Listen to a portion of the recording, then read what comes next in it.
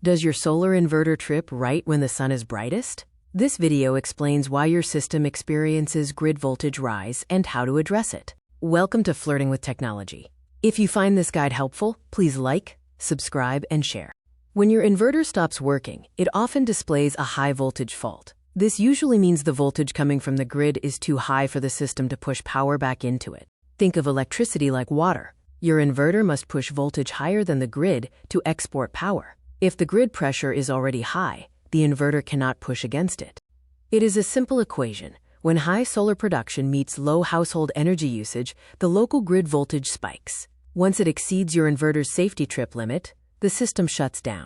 The problem often compounds when too many homes in one area feed solar power into the same local grid, causing the lines to become overcrowded.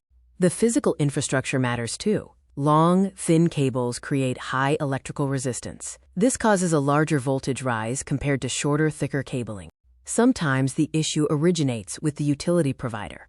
If the voltage at the local transformer is already set too high, it leaves very little room for your solar system to function.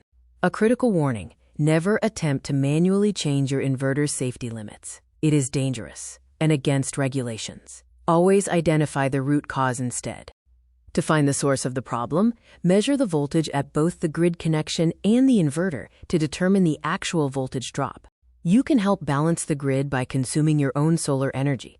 Try running heavy appliances, like dishwashers or pool pumps, during the middle of the day. If the issue is high resistance, consider upgrading your AC cables or reducing the distance between the inverter and the point of connection. Check your inverter settings. Enabling export limiting or using advanced volt-watt functions can help your system remain operational despite grid conditions. If you suspect the grid itself is the problem, contact your utility provider. Ask them to investigate and potentially lower the voltage at your local transformer. Follow this checklist to diagnose your inverter's midday trips. Feel free to comment below with your experience or questions.